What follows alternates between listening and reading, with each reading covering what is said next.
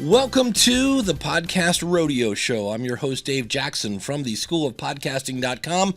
This is where we grab a random podcast and see how long we can hang on. And today we're going to listen to a podcast called the Skeptic Metaphysician. I knew I was going to botch this name.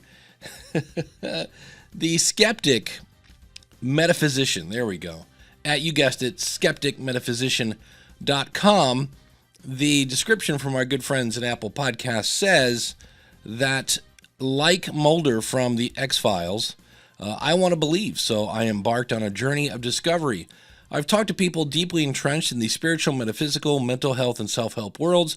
I've thrown myself into weird and wonderful experiences, and I'm sharing them with you in an effort to find the trick of self-growth. Really, you could stop right there. We got like another 12 paragraphs. Whether your interests lie in the metaphysical or the spiritual or even grounded in the three-dimensional world, this show will help you explore the endless possibilities of self-growth, tinged with a hint of supernatural. Supernatural. To which I ask, did that add anything else that the first paragraph didn't? Next paragraph. Interested in raising your vibrations, the law of attraction? How about astral projection, physics, channel, and this is just him stuffing keywords in here, channels, mediums, Reiki, and intuitive energy healing or lucid dreaming. For the record, Apple does not read your description. They look at the title of your episode, the title of your show, and the author tag. That's it. So all this like, hey, I'm going to throw in all these keywords in here and just jargon. We cover it all. Or maybe you're more interested in the paranormal or runes or tarot or astrology. Again, more just obvious keywords. Yes, we cover that too. Life after death, reincarnations, and okay, I'm done reading this. It's not giving me here's what the show's about. Here's how you're going to benefit. So again, Apple does not read your description. They read the title of the show, the title of the episode, and the author tag. So before we fire this up, let me remind you one thing. The following is an opinion, and only an opinion. These are actual, honest first impressions. If you don't like the opinion, feel free to never listen again. My name is Will, and I, like Mulder from the X-Files, want to believe. So I've embarked on a journey of discovery. I've talked to people deeply entrenched in the spiritual and metaphysical worlds. I've thrown myself into weird and wonderful experiences. I've even joined a coven of witches, all in the interest of finding something, anything, that will prove that there's something beyond this physical, three-dimensional world we all live in. Okay, I'm good. So far, so good. This is the Skeptic Metaphysician. Hey everyone, welcome back to another episode of the Skeptic Metaphysician. I'm Will, your host as always, and next to me, as always, of course, the lovely Karen Ansley. Karen, thank you for being on the show again today. Well, thank you for having me back time and time again. Time and time. I think there was a movie called that, right? Time after time. Oh, you're thinking of Cyndi Lauper's song. Oh, maybe I am. I don't know. I'm getting confused. Well, Karen, I don't even know where to begin with this next guest. I know. Amazing. Okay, that's a cool lead in. I don't know how to even start.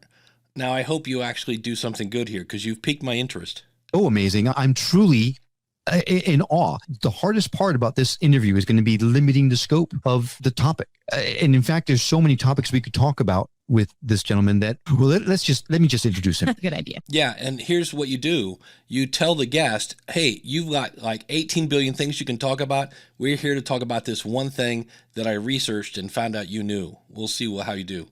Yeah. He's not only a best-selling author of more than 24 books that, of course, would be amazingly interesting to our audience, much more on that in a bit, but also had a very popular internet talk show called The Truth About Life, which delved into similar topics that we discuss on this show. Now, on that program, he interviewed dozens of near-death survivors, psychics, researchers into the paranormal, as well as quantum physicists and medical doctors, and through it all realized that humankind is on the cusp of a transition.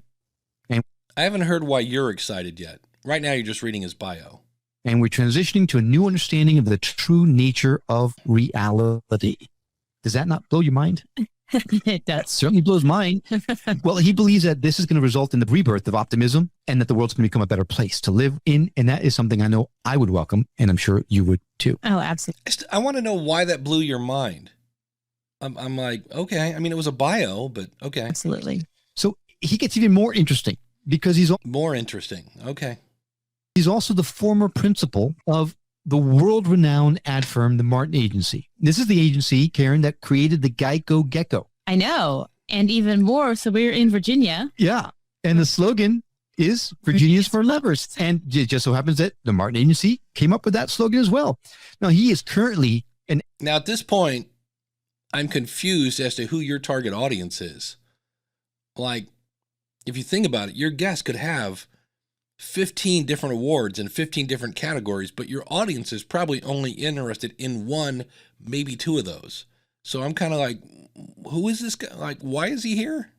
an editor and publisher of the Oakley Press, which specializes in parapsychology and body, mind, and spirit topics, plus a whole lot of other stuff that are more mundane, but we're really interested in this stuff. And we're into para stuff. Got it. He's won all kinds of awards. I don't want to delay any more bringing him on the show because he's been very good. I'd like to hear why you're excited. Been sitting really patiently, and I'm super excited to introduce. I'm really sorry to hear that. You could always do this. Hey, I'm going to redo the intro later. So I'm just going to start off with, hey, Dr. So-and-so, thanks for coming on the show, and I'll do the intro later. Introduce the show, Stephen Hawley Martin. Steve, thank you so much for coming on the show. Well, thank you. Thank you so much, Will. I appreciate you having me. I'm looking forward to our chat. Just to give a little bit of context into the conversation, you have a lot of information, or you can talk very well about lots of different things, including life after death, reincarnation, where the consciousness resides, the meaning of life, the science as is taught in schools being based on false premises. I mean, we don't, you've already explained that this guy has a huge background. You're kind of re-explaining that he has a huge background. We get it. There's all kinds of stuff, and not to belay the topic too much, I'm but you're going to burying the lead. You are actually, your ancestor is someone who was accused, tried, and executed as a witch. Well, that's correct. Susanna North Martin. Yes. She is my 7 times great grandmother, direct descendant. And I heard about her growing up, and it really kind of, I think, shaped me in many ways, and my brother and sister as well, because we don't take for granted what anybody says or, go along with the crowd necessarily, because she was accused, she was tried, she was convicted, she was hanged. And by the way, that's the proper past tense of the verb to hang. Pictures are hung, my mother used to say, and people are hanged. I don't think about that, but yeah, you're right. Yeah. But anyway, yeah. And in fact, recently I've just released a book about her called The Witch of Amesbury. So that was what she's called. In fact, if you Google that, you can find out a lot about her. But yeah, I wanted to see whether she actually was a witch or practicing witchcraft. Magic, it's what they meant by that back then. And it was against the law in that part of the world in New England, because New England was a theocracy. It was the Puritans had come over to set up a city on a hill. You've heard about that, I'm sure. That's what my investigation was about. And I learned an awful lot because there is an awful lot of information available.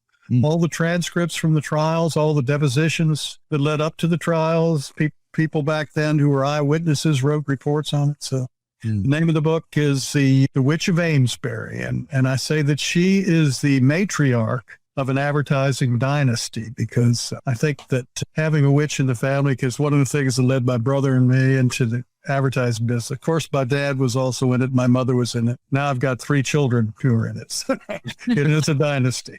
Wow. In your material, you say that being descended from someone that was accused of witchcraft actually helped you and your brother build the ad agency. How is that so?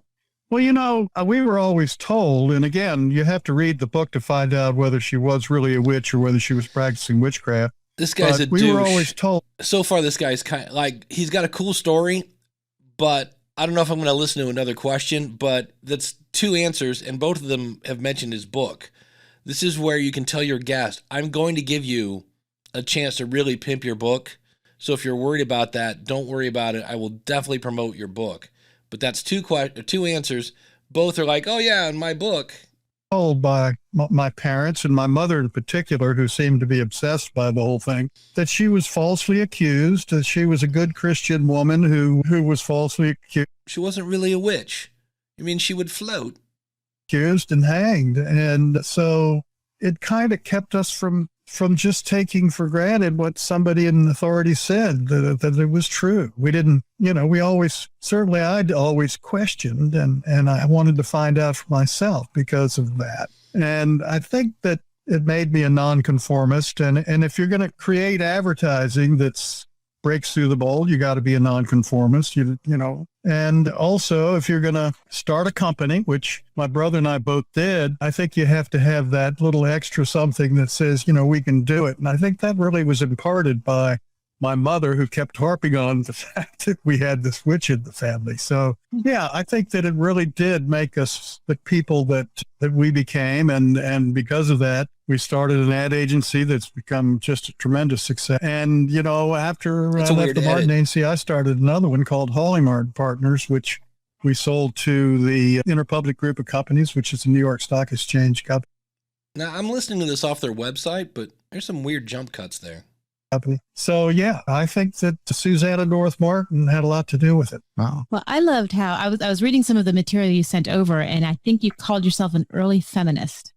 And I would imagine that learning about all of this witchcraft and how they treated women in the trials and everything, you learned so much more than just about the witchcraft, but also how women were, making their way through society at the time. Well, absolutely. Yeah. Most of the people who were accused of being witches and practicing magic and witchcraft were women. Not all of them. There were a couple of men that were also accused, but the vast majority, I think something like 19 of the people who were executed were women out of 20.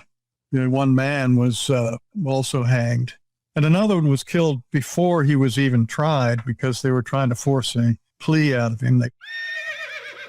All right, so this guy's interesting, and your audio quality sounds great. I liked your intro. For me, I would have said, look, this guy has started, if you've ever heard the phrase, Virginia is for lovers, if you've ever heard this, he's an advertising guru. He's also, though, his great-great-grandmother was a witch. And today we're going to talk about his book, yada, yada, blah, blah, blah. You got to cut that down. I mean, because literally this dude is here because his great-great-great-whatever grandma was a witch. That's cool. That's what makes him special. That's what makes him unique. I don't really care where he went to school. I don't really care about his business. I want to hear about great-great-grandma witchy poo. So that's... So all in all, just like I say, and there were some weird jump cuts in your edits that I thought were cool, but your audio sounds good. I thought it was slightly, I could see where I didn't care, but I could see where some people would be a little offended because when we were talking about hanging people, your co-host laughed, which I thought myself was kind of funny.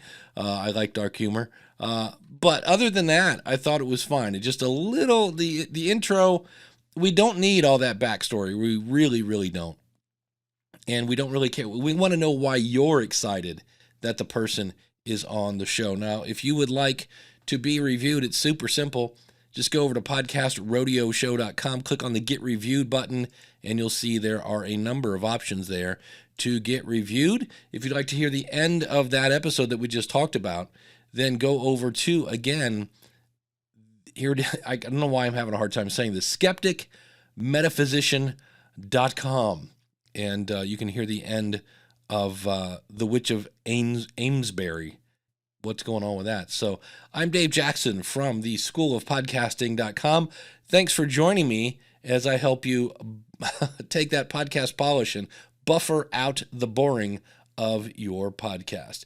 Until we meet again, always enjoy your ride.